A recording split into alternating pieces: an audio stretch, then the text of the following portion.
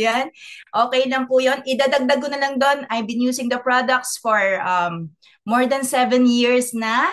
And ayan, so sobrang thankful, forever grateful with Herbalife Nutrition. Ayan po, so nakita niyo yung results, naging active na po, naging maayos na po yung, of course, hindi po natin sabi ko sa inyo, wala pong perfect, hindi yan all throughout na may maintain, medyo sablay minsan, but iyon ang pag-uusapan natin ngayong umaga. Let's go to my topic na kaagad. Ayan. So nakikita nyo po, hindi ko alam sa yung gumawa ng slides na to, akala ko galing ng YouTube tong picture. Nakulat ako, nakita ko picture pala naming tatlo. So nakikita mo kung gaano ang effect ng exercise. Ayan. So 3 facts on why exercising is important to our health. So ang article na ito ay makikita sa www.herbalife.com. So doon niyo po isi-search yan. And ito po ang aking sasabihin ng ating topic for today. Maigsi lang siya, napaka-common, pero bakit po ang hirap gawin? Bakit ang hirap umpisahan? So, exercise. Ito yung big word na gusto nating umpisahan pero hindi natin magawa. Ayan. So, alam mo yun ang reason bakit. Yung nag-ready ka na ng isusuot mo, bumili ka na ng bagong sapatos na branded pa para kunyari comfortable ka kapag nagkikilos ka. Pero tinanghali ka pa rin ng gising. Kaya hindi ka natuloy, sinisi mo pa yung alarm clock na kunyari hindi daw tumunog. Pero ang totoo, pinatay mo dahil inaantok ka pa. Kaya ayun, ito yung hindi pa rin naumpisahan kasi inaantay ulit matapos ang taong ito. O ayan no, November na, 43 days na lang, Christmas na. Ang reason mo naman, marami pang kainan, marami pang holiday, mga chorba-chorba na kakain, kakain dito, kakain doon, Christmas party, sasabihin mo, tsaka na pagkatapos, o di kaya, sa next year mo na gagawin para kunyari meron kang New Year's resolution. So yun yung exercise po. Kaya relate ba tayong lahat? Talagang relate po kasi ako po dyan, isa din po ako sa nakaka-experience niyan. So napakahirap umpisahan, palagi na lang po day one. Okay, next po. Sa next slide, makikita natin, sinasabi dito, people want to see the results of their hard work on the scale and in the mirror. So, minsan po makukulitan na kayo sa ating mga clients, ano? Kasi wala pang 1 week, magpapatimbang na. Excited na, pero wala namang nangyayari dahil kain pa rin sila ng kain. So, kahit na ganun po, even sa mirror, makikita mo si konting-konting, kahit half inch lang yan, ngingiti na yan sila, pero ang totoo, hindi lang sila humihinga. Kaya parang nakikita mo parang, ay parang lumiit na daw siya. So ayun, so ganito po kasi yung reason nun. Next slide. Ang external changes daw resulting from living a healthy active lifestyle happen slowly. So parang pagumpo siya. Bakit po kaya nangyayari yon? Kasi adapting habits that improve your health and fitness doesn't happen overnight. Oo nga naman, taon mo po yan inipon. Taon mo po yan pinatambak ang mga fats dyan sa katawan mo. Suppose ang gusto mo, overnight or mga 1 week lang, tapos na. Ito po ay gradual process. Ibig sabihin po, ang changing habits po, it takes time. So, ang ating muscles, ang ating heart, ang ating lungs, and even our metabolism need time to adjust para po pag nag-increase tayo ng activity, hindi po siya mabigla. You might not see results in the first week, but over months or ilang weeks pa po yung mga darating, mapapansin nyo po, yung strength, yung stamina, at ang energy yun po, nag-i-improve. So doon palang panalong-panalo na po tayo. Gradual changes or yung changes na hindi biglaan are more realistic, di po ba? And enjoyable dahil wala pong pressure. Unlike po with quick and extreme changes po, like fad diets or yung mga crash diets na sinasabi nila, or intense workouts, it often fail kasi they are hard to maintain. Ayan, so pagka kinabukasan, pagpagod ka na, ayaw mo na. So gawin lang po natin siyang masaya, gaya ng ginagawa natin sa Herbalife. So next slide po. Ayan.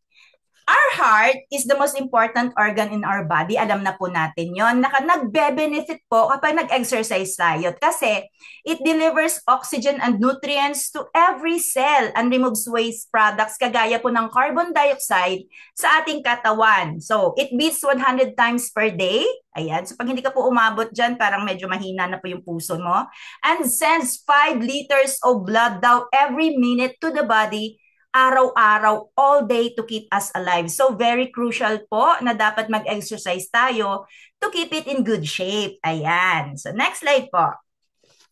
Some examples po ng cardio exercise are, ito po yung running, yung cycling, swimming, cardio po yan. Pag sinabi natin cardio, sa heart po. So other term po dyan ay aerobics. Pwede natin idagdag dyan yung dancing, yung brisk walking, even po yung jumping ropes, consider is cardio exercise po. Ayan. So hindi lang po yan. Yan yung pag-uusapan natin ng cardio exercise today, pero marami pong klase ng exercises. Meron pong strength, or resistance exercise. Ang focus po ng cardio is our heart, yung mga muscles natin. But sa strength naman po, training or resistance exercise, pwede natin gawin yung weightlifting, yung push-ups, yung squats. Ayan. Another kind of exercise also is, wala po sa slides natin, but take note, meron tayong 5 klase ng exercises. So, ang number 3 po na exercise is flexibility kapag joints naman po ang target natin. So, nandyan po yung yoga, yung pilates, tsaka yung mga gymnastics po na mga moves. Ang number 4 po is balance exercise. Okay? So, wala tayong slides para makinig po kayo sa akin.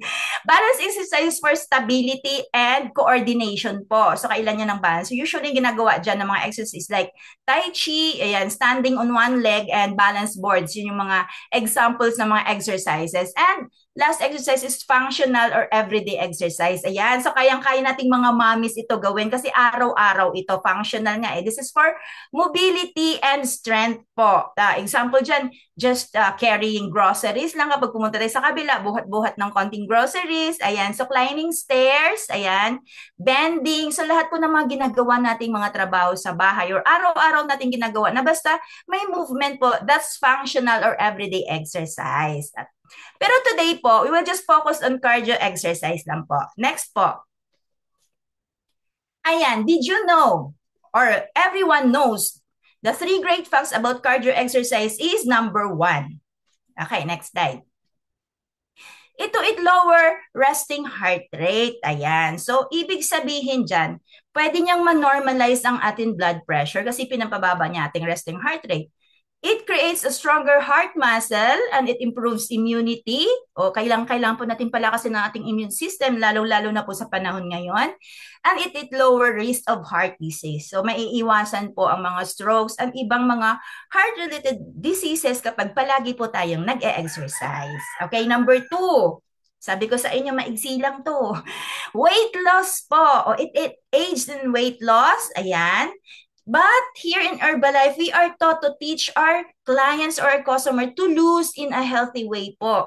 Hindi yung pagpapayat na dry skin or nagsasagang ating skin. Hindi yung parang kagagaling lang sa sakit na humpak po yung pisngi. Dito po, pinapractice natin ang formula na 80% proper nutrition and 20% lang po dapat ang exercise. Hindi po puro exercise at kahit gusto mo nang tumira sa gym, hindi po ganon ang approach ng Herbalife Nutrition. So, ayan, yan ang benefit niya. Number 3, it reduces stress. Ayan, brains filled ng endorphin. Ito po yung hormone na happy hormones actually ang tawag sa kanya. Kasi kapag nag-exercise, nakita nyo kanina dun sa unang picture namin, nakangiti kahit pagod na kasi nagre-release ang ating katawan ng endorphin. So, it reduces stress. Kapag wala po tayo, hindi po tayo stress, ano pong nangyayari? Nakaka-sleep po tayo ng maayos. Nagiging maganda po ang pakiramdam, nagiging kalmado po tayo. Yun yung pong benefit na ibinibigay ng ating katawan kapag tayo po ay nag-e-exercise. So, huwag niyo pong baliwalain na ang exercise, okay lang yan. Hindi naman sinabi pa nag-exercise, magbubuhat po talaga agad at magpapakahirap. Just plain na brisk walking lang po or yung mga simple jog lang po na light, pwede mo na po yung gawin. Basta as long na meron po tayo kahit ilang minutes lang po araw-araw. Okay, next po. Exercise should be regarded as a tribute to the heart. Yun na nga yung sinasabi ko. Kung mahal mo yung puso mo, mag-exercise ka. Kung down ng puso mo, broken-hearted ka, mag-exercise ka dahil dyan po, makakabawi yung heart natin. At the same time, yan po talagang bibigay ng buhay sa atin. So, alagaan po natin. Since our heart works 24/7 to keep us alive, ayan, pasasalamatan tayo kapag regular tayo nag-exercise dahil dyan po siya talaga nagiging fit. Okay, next slide po. So alagaan ang iyong puso. Ayan, uulit-ulitin ko po. Kumain ng balanse at panatilihin ang malusog na timbang. So kapag ka-overweight ka, nako, bawas-bawasan nyo na po kasi malapit na naman ang December. Huwag nyo nang dagdagan. So on screen nandiyan ang ating heart health products. And nakalimutan ko dyan, Mega Garlic also. Ayan.